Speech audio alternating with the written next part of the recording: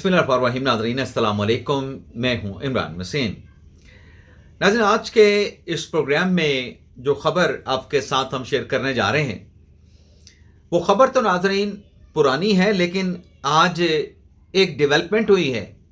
उस हैपनिंग के नतीजे में पुरानी ख़बर दोबारा सरफेस पे आई है।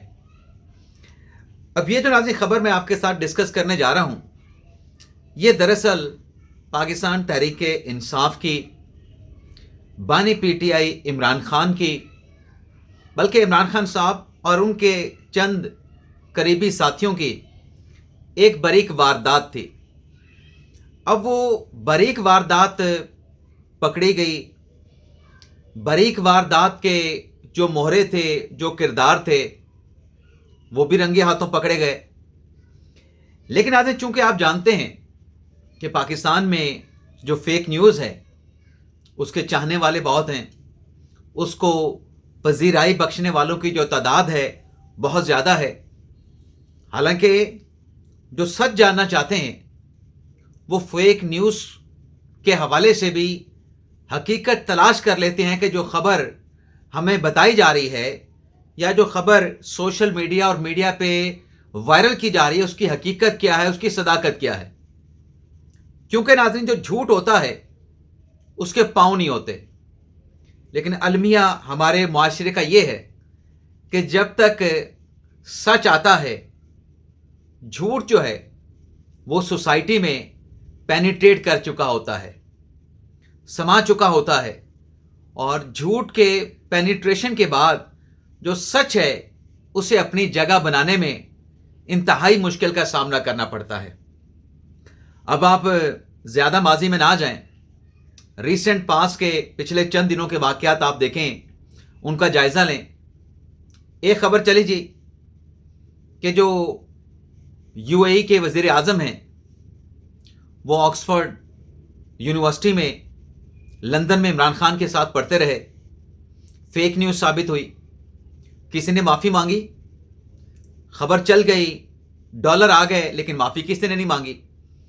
इसी तरीके से दूसरी फेक न्यूज़ चली कि जुडिशल कमीशन के लिए एक नाम वज़ीर आज़म शहबाज शरीफ ने फ्लोट किया है और इस्लामाबाद हाई कोर्ट के जो जजेस के तजवीज़ करदा नाम है उसमें उस नाम को शामिल कर लिया गया है।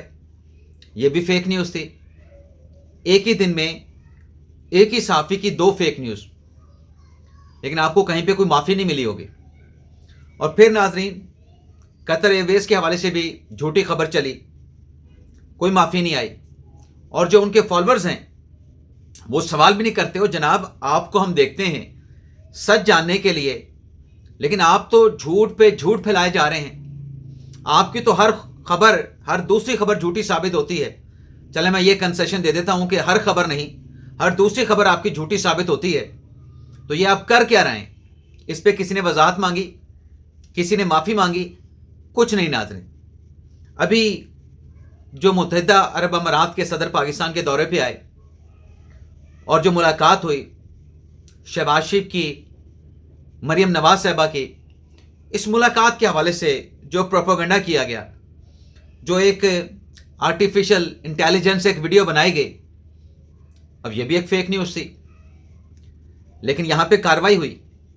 यहाँ पाकिस्तान में तो अलमिया ये है कि जब फेक न्यूज़ के खिलाफ आप कार्रवाई करें तो जो आज़ादी इजहार राय है वो ख़तरे में पड़ जाता है, सहाफ़त ख़तरे में पड़ जाती है। अब वो मुलज़म जो है बिलाल हुसैन पकड़ा गया है, जिसने मरियम नवाज़ की वो बेहुदा गलाजत वाली आर्टिफिशियल इंटेलिजेंस से वीडियो बनाई। अब वो लाहौर का रिहायशी है, उससे मोबाइल भी पकड़ा गया है, मुबैना तौर पे वही मुलज़म है।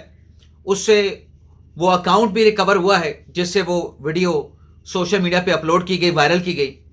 अब देखना ये है कि अदालतें ये कहती तो हैं, अदालतों के रिमार्क्स भी आते हैं कि पैरेलल जुडिशरी नहीं हो सकती, लेकिन ऐसे मुल्ज़मान जो रंगे हाथों पकड़े जाते हैं, अभी असल खबर तो रंगे हाथों वाली आगे आनी है, ये तो ऐसे ही यहाँ पर भी रंगों हाथों वाला जो लफ्ज़ है वो इस्तेमाल हो गया। अब ये पकड़े जाते हैं, अदलिया क्या करती है? उस्मा बुखारी के खिलाफ वीडियो बनाई गई, उनकी बेहुदा वीडियो बनाई गई, मुतनाज़ा वीडियो बनाई गई, मुलज़म पकड़े गए, کیا عظمیٰ بخاری کو انصاف ملا؟ کچھ نہیں ہوا. اور مریم نواز کا ملزم پکڑا گیا ہے، اس کا بھی پتہ چل جائے گا کہ اس پہ عدلیہ کیا کارروائی کرتی ہے، ملزم کو کتنے دنوں میں ضمانت ملتی ہے. لیکن عاصم بات یہ ہے کہ چلیں، جھوٹ تو بڑی تیزی کے ساتھ، بڑی سرعت کے ساتھ پھیلتا ہے، لیکن سچ بھی تو لوگ جاننا چاہتے ہیں نا. اب نہ جہاں تک سچ کی بات ہے، اب سچ پر اگر ہم آ جائیں، یہ تو بات ہم نے فیک نیوز کی نا. اب تحریک انصاف نے ایک باریک واردات کھیلی، ایک پلان بنایا اپنے سیاسی مخالفین کے خلاف. اب وہ جو پلان بنایا گیا اس میں آپ یہ دیکھیں، یہ جو ساری میں تحمید آپ کے سامنے رکھ رہا ہوں، خواجہ آصف صاحب نے بڑی کلیئرٹی کے ساتھ آج یہ کہا ہے، جو میں نے کہا نا کہ پرانی خبر ہے اور آج دوبارہ سرفیس پہ آئی ہے.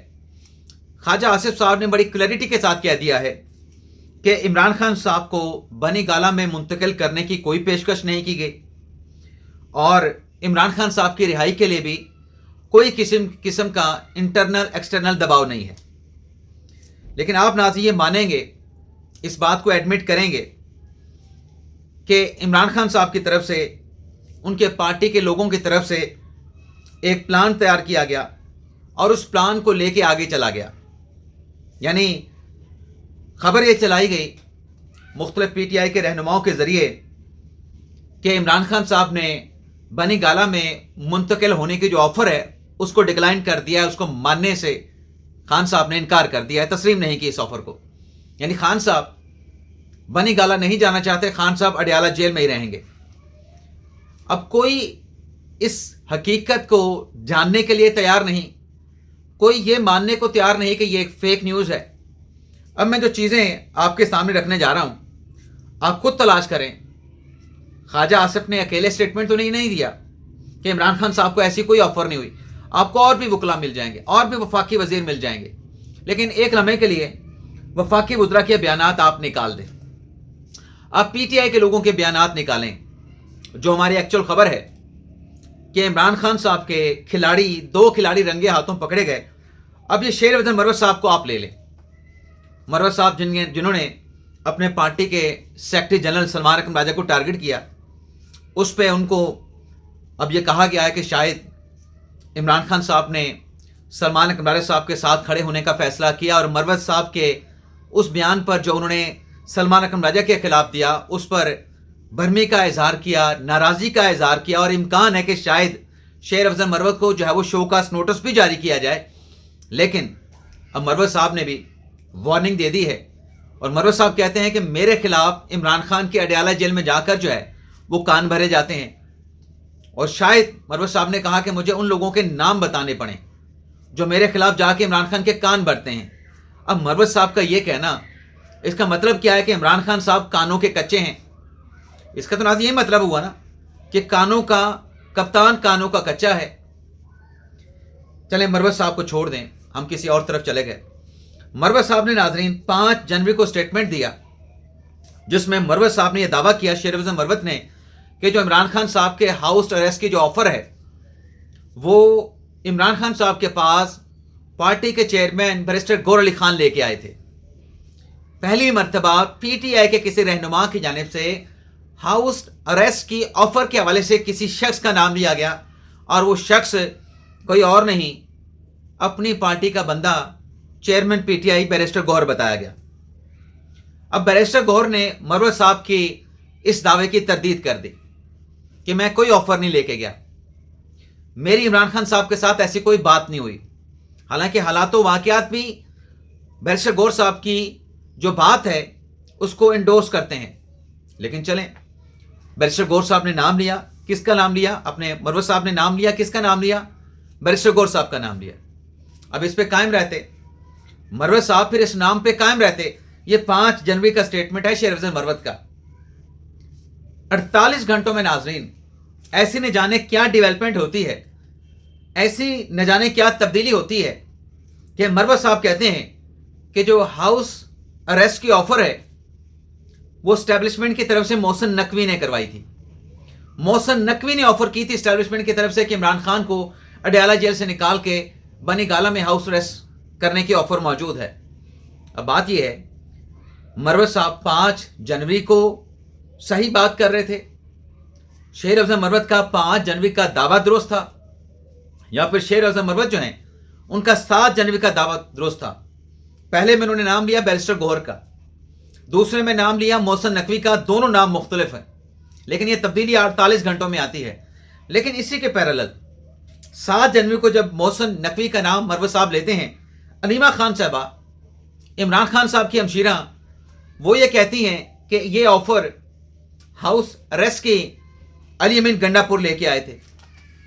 اب مجھے بتائیں کہ یہ کپتان کے 2 کھلاڑی ہیں، ایک محترمہ علیمہ خان صاحبہ عمران خان صاحب کی ہمشیرہ ہیں، اور دوسرے جو ہیں وہ کوئی اور نہیں، وہ شیر افضل مروت صاحب ہیں۔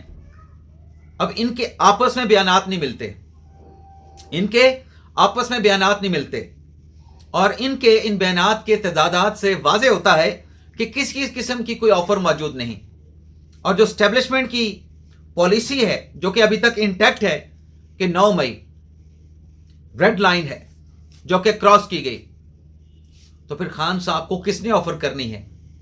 ان کے اپنے بیانات موجود ہیں۔ آج جو خواجہ آصف صاحب نے کہا ہے، جو پرانی خبر کے اوپر دوبارہ رد عمل دیا ہے، اس لیے کہ یہ بات کوئی ماننے کے لیے تیار ہی نہیں، چاہے حکومتی وزراء وضاحت کر رہے ہیں، چاہے ہمارے جیسے وہ ایک غیر نامور یوٹیوبرز بات کر رہے ہیں کہ خان صاحب کے لیے کوئی آفر نہیں ہے۔ یہ صرف آپس میں وہ سلیم اللہ کلیم اللہ والی بات ہو رہی ہے، نہیں بیٹھ کے خود ہی آپشن ڈسکس کرتے ہیں، اور پھر وہ جو آپشن آپس میں بیٹھ کے ڈسکس ہوا، خان صاحب نے کہا جی میں نہیں مانتا یہ آپشن، اور باہر آ کے خبر دے دی کہ خان صاحب نے ہاؤس اریسٹ کی آفر کو ماننے سے انکار کر دیا۔ بھائی آپ کو آفر کس نے کی؟ آپ ایک نام پہ اکتفا تو کر لیں، آپ کے بندے تو اپنے بیانات سے پکڑے جا رہے ہیں کہ وہ جھوٹ بول رہے ہیں، ان کی ایک بات دوسری بات کے ساتھ میچ نہیں کرتے۔ اب ناظرین جو مذاکرات کا سلسلہ چل رہا ہے، چلیں یہ باریک واردات تو پاکستان تحریک انصاف کی اپنی جگہ پہ، اب یہ جو ناظرین مذاکرات کا معاملہ ہے اس پہ اسپیکر صاحب نے بڑا اہم سٹیٹمنٹ دیا ہے، بلکہ اسپیکر صاحب نے اپنی رضامندی ظاہر کر دی ہے۔ اسپیکر صاحب نے کہا ہے کہ مجھ سے نہ پی ٹی آئی نے رابطہ کیا ہے، نہ حکومتی مذاکراتی کمیٹی نے رابطہ کیا ہے۔ معاف کیجیے گا، اسپیکر صاحب کہتے ہیں کہ میرے ساتھ کوئی رابطہ تو کرے، حکومتی پی ٹی آئی کی مذاکراتی کمیٹیوں کی بیٹھک کب بلانی ہے، کوئی رابطہ تو کرے۔ رابطہ کرنے کے بعد میں 48 گھنٹوں میں ارکان کی، دونوں کمیٹیوں کے ارکان کی اویلیبلٹی کو دیکھتے ہوئے میں 48 گھنٹوں میں کمیٹی کا اجلاس بلا لوں گا۔ اب رابطہ بھی کوئی نہیں کر رہا۔ چلیں حکومت کے اوپر تو پاکستان تحریک انصاف والے الزام لگاتے ہیں، حکومتی کمیٹی کو مورد الزام ٹھہراتے ہیں، پی ٹی آئی والے رابطہ کر لیں اسپیکر صاحب کے ساتھ کہ پرسوں اجلاس بلا لیں، پی ٹی آئی والے رابطہ نہیں کر رہے۔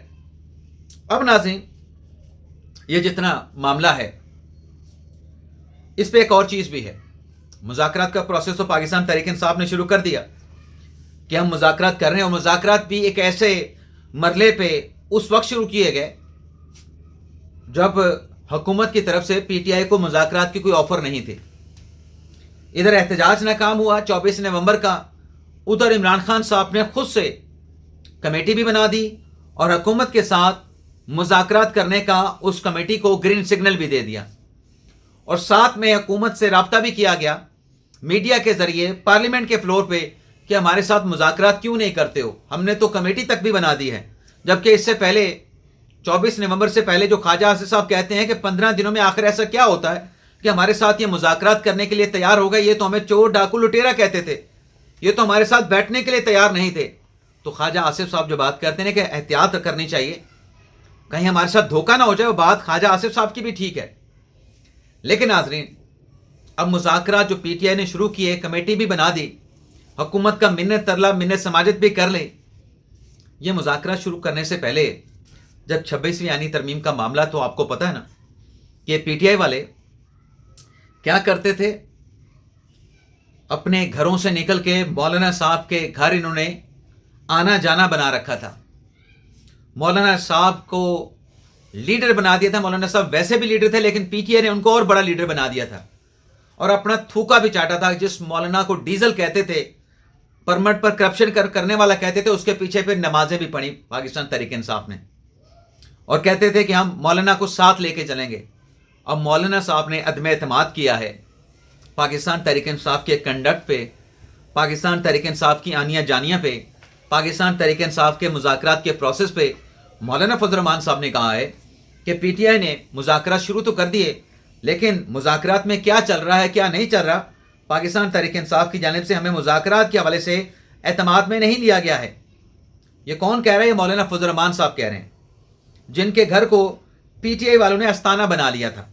اب مولانا صاحب کہتے ہیں کہ انہوں نے ہمارے ساتھ رابطہ نہیں کیا، ہمیں اعتماد میں نہیں لیا، ہمیں اعتماد میں لیے بغیر انہوں نے سارا پروسیس شروع کر دیا۔ لیکن جہاں مولانا صاحب نے پی ٹی آئی پر عدم اعتماد کا اظہار کیا ہے، وہیں مولانا فضل الرحمان صاحب نے یہ بھی کہا کہ اسٹیبلشمنٹ کا مقصد ایک ہی ہوتا ہے، اپنی اتھارٹی قائم کرنا، اور اگر اسٹیبلشمنٹ یہ فیصلہ کر لے کہ وہ غیر سیاسی ہو چکی ہے تو یہ بھی اسٹیبلشمنٹ کا فیصلہ جو ہے وہ سیاسی فیصلہ ہی ہوتا ہے۔ تو یہ تھا ناظرین آج کا ہمارا ویلاگ، اجازت چاہتے ہیں، اللہ حافظ۔